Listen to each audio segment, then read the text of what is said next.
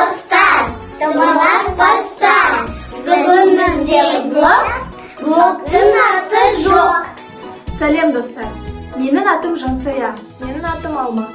Бүгін біз Топар кенті кітапханасының оқырмандары. Назарларыңызға бала тілі балатты ойынын ұсынамыз. Олай болса, өзіміздің кішкентай көмекшілерімізбен таныстырып өтейік. Айша, жасы 7-де, 1-ші сынып оқушысы. Сурет салғанды жақсы көреді. Өскенде суретші боламын деп армандайды. Иә.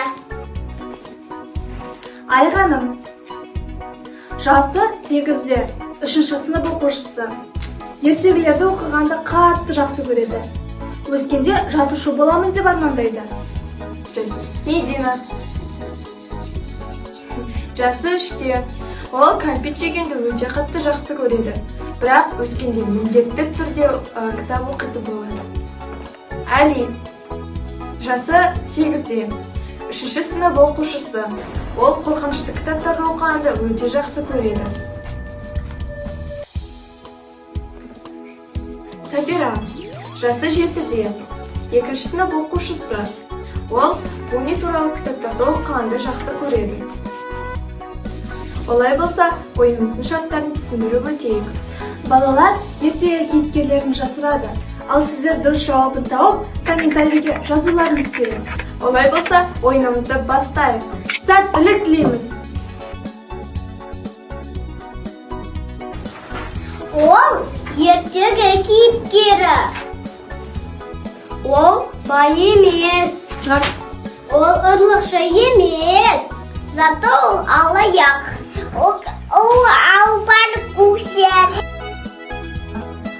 Ол ұрлы күнде сараң, жатный байларды күнде алда кетеді ғой. Постоянно алда кетеді ғой.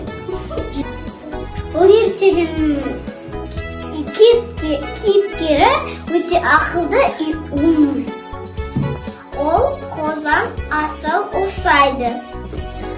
Ол еще бір күні байдың шубасымен атын алдап алып қойды. Вот. Балалар қай кейіпкерді жасырды екен? Өзіме де қызық болып отыр. Балалардың айтуы бойынша ол кейіпкер бай емес, ұрлықшы да емес, бірақ байдың тонын алып қояды екен. Сонда кім болды екен ол? Айтпақшы, балалар Қожа Насырға да ұқсатып отыр кейіпкерді. Ол кішкентай қыз туралы ертегі. Ол қорқынышты ертегі емес, қорықпаңдар. Ол комиксте емес, ол жай ертегі. Ол ертегіде сөйлеп еске салмайды. Ол мақта қыз.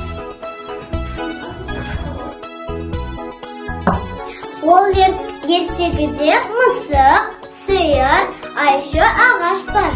А еще қыздар дүкенші, қоз, тауық. Қыстауық. Шықандай бір айтпақшы.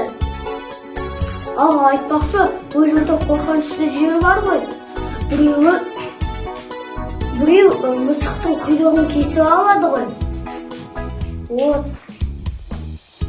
Мысық құйрығын қайтару үшін сиыр сауады. Жоқ айғаным, саумайды. Сиыр қайтару үшін соба келіп. Қыздар мысыққа су алып келеді. Сен білесің ба, мысық су алу үшін не істеді? Не істеді? Қыздарға сағыз әкеліп берді. Да, ну, вот. Сонымен ертегі вообще қорқынышты емес екен. Оқи беріңіздер. Ал енді қандай ертегі жасырғандарын тауып көрейік. Құйрығы жоқ мысық сиыр сауып, сағызға су ауыстырады екен. Ертегі қорқынышты емес екен. Комикске де ұқсамайды. Құйрығын қайтарады ма екен мысық? Және оның құйрығын кім кесті? Ең басты сұрақ осы. Жауабын білсеңіздер, комментарийге жазып кетіңіздер. Ал осымен ойынымызды аяқтаймыз. Келесі кездескенше сау